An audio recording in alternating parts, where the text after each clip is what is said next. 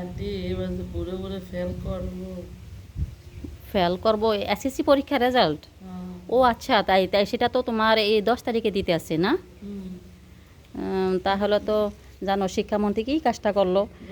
যোগ্যতা করতে হবে। আর শিক্ষামন্ত্রী তো মনে করো যা করছে বাচ্চারা পড়াশোনার জন্য, কিন্তু আমি তো মিতু মনে করি কি জানো, আগেই তো ভালো ছিল পড়াশোনাটা, যেমন সবাই গণহারে পাশ করতো, নকল করে হোক ছাপট পেয়ে হোক, তারা তো বিসিএসে তারা টিকতো না, তারা তো তোমার ভর্তি পরীক্ষায় ইউনিভার্সিটিতে টিকতো না, যারা মেধাবী তারাই তো টিকতো, তাই না?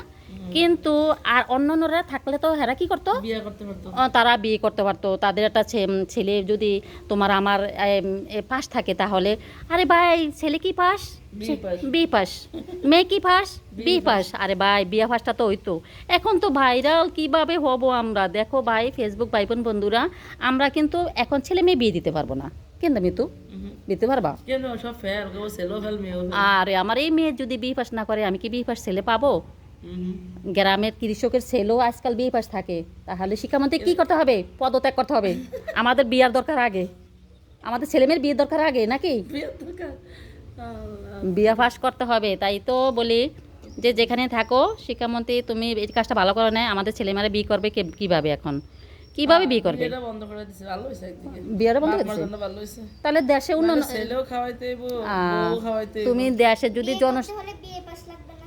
দেশে বিয়ে করলে তো দেশের জনসংখ্যা বাড়বে, তাহলে দুর্যোগও কমে যাবে, খাদ্যমন্ত্রীও বেশি খুশি হবে না, বাচ্চা টাচ্চা আর হবে না, বিয়ে শাদী করলে তো গণবাচ্চা সব হবে, মন্ত্রণালয়ের জন্য ভালো হইব। মন্ত্রণালয়ের জন্য ভালো হইব। ও আচ্ছা, খাদ্য সংকট কই মাস যাবো, বিবাহ কই মাস যাবো, বিবাহ করলে তো বাচ্চা কাচ্চা ফুটেতেই থাকবো, ফুটেতেই থাকবো।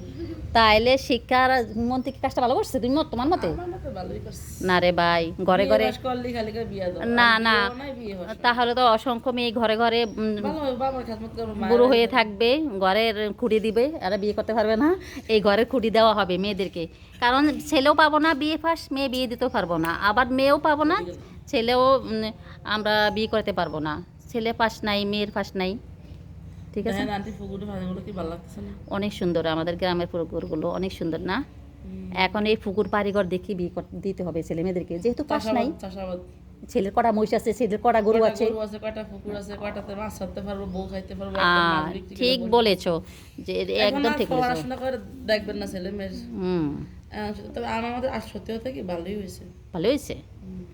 ও, শুধু ফাঁস আর ফাঁস, আর শোনো, মনে আবার পাশ করলে আরেকটা জিনিস কি জানো মিতু, ওই উচ্চ লেখাপড়ার জন্য তারা আমেরিকায় অস্ট্রেলিয়া সেটেল হয়ে যায়, বাবা মারা জিজ্ঞাসা করে না, বাবা মা মরিয়া ঢাকা শহরে আমি 7 দিন সেটাই পরে বলতেছি। বাবা মা মরিয়া থাকে, না, ঘরে খবর শুকিয়ে নেই। থাকে। শুকাইয়া থাকে, ছুটকি থাকে। ছুটকিতে থাকে ছেলে মেয়ে। ভালো হয়েছে, সব সব চাষাবাদ হইবো, গ্রামে থাকবো, গরু ছাগল চাষ করবো, তাহলে তো বাপ মার সাথে খারাপ ব্যবহার করবো, বাপ মার কাছেও থাকবো, মূর্খ একদিন বাংলাদেশ, আদরও করবো। তোমার বাংলাদেশ মূর্খ বাংলাদেশ বলবে। অবশ্যই কি মূর্খ বাংলাদেশ, শিক্ষিত বাংলাদেশ তো বাপ মারে ঘরের ভিতরে রেখে মরে যায়।